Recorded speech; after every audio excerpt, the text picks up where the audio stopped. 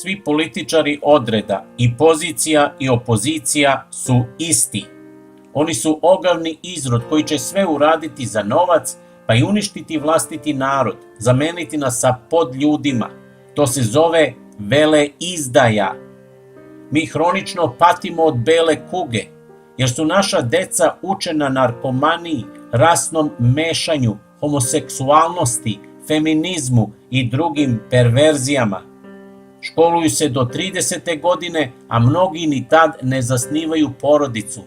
Raseljavaju nas širom sveta, truju opasnim hemikalijama i mobilnim telefonima zračenjem. Dok se u našu domovinu sve više dovlače podljudi, crnci, Kinezi, Cigani, Arapi, Turci, koji se kote i razmnožavaju od malih nogu, te koji nam sistematski otimaju zemlju, koji do 30. godine već imaju čopor iza sebe. Njihove ženke zatrudne i sa 10 godina pa neprestano rađaju, a naše nikad ili vrše abortuse pošto se školuju ili jure karijeru ili ne udaju ili jednostavno ne žele decu, ili po prvi put rode u 40. ili se sparuju sa podljudima ili postaju lezbejke transvestiti. U celoj Evropi žene su podmuklo preobražene u nastrane spodobe i gnusne nakaze prirode. Ovakvi nemoralni političari, ovakva podmukla vlast, ovakva zla država nam ne trebaju. Bolje bi nam bilo bez njih. Oni sprovode u delo veleizdaju.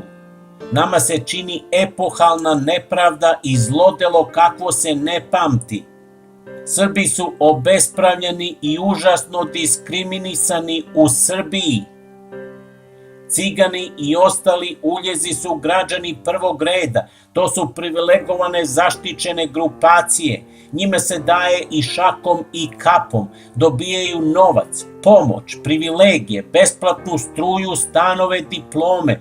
Dozvoljeno im je da rade šta hoće. Sve je njima dopušteno, pa i maltretiranje Srba. Naš narod je zaglupljen i obmanut da samo ćuti i trpi ili da i sam u tom zlu dobrovoljno sudeluje. Nad nama se vrši užasna nepravda i genocid. Našoj deci se morbidno sprema pakao, a izrod koji na tome radi, koji tom zlu doprinosi, lepo živi.